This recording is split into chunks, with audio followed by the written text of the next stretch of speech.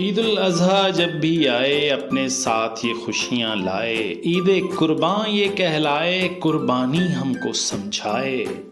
کس کی قربانی ہے بچوں اس بارے بھی سارے سیکھو، حضرت ابراہیم کا قصہ اس میں اسماعیل کا حصہ، باپ اور بیٹے کا ایثار جس پہ قائم ہے تہوار۔ جگنو بھیا کا تھا ذوق، تتلی کا بھی جاگا شوق، بکرا لینے پہنچ گئے ایک گاؤں میں جا پہنچے۔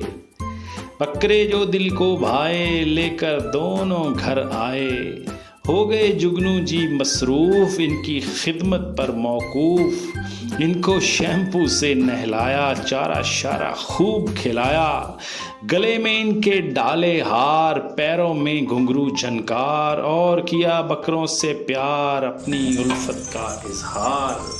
اگلے دن پھر مانو آئی، آ کر اس نے عید سجائی، تینوں نے پھر بکروں کو، دونوں پیارے بچوں کو، کالونی میں سیر کرائی، پارک میں جا کے گھاس چرائی۔ بکرے بھی مانوس ہوئے، ان سے محبت کرنے لگے، کیونکہ محبت کی یہ زبان سمجھے ہر انسان حیوان۔ کبھی وہ ان کے پیچھے دوڑیں، کبھی یہ ان کے آگے بھاگیں، خوب سہانی تھی وہ شام بچوں اور بکروں کے نام۔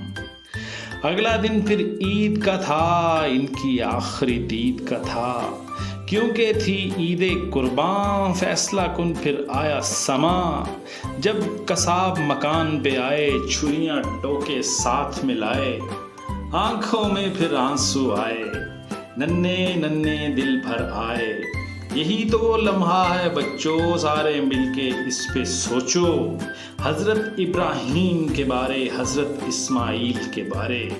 اس میں کیا ہی شک ہے بچوں، قربانی ایک سبق ہے بچوں، اور وہ درس تو یہی ہے، اپنی سب سے قیمتی شے رب کے لیے کرنا قربان، یہی بچوں ہے ایمان، نیت میں رکھنا اخلاص، کھوٹ نہ آنے دینا پاس، قربانی کی ہے تعلیم، پڑھو درود ابراہیم، فقط زباں سے ہی نہیں پڑھنا، اس پہ بچوں عمل بھی کرنا، یہ جی خوشی کا موقع ہے۔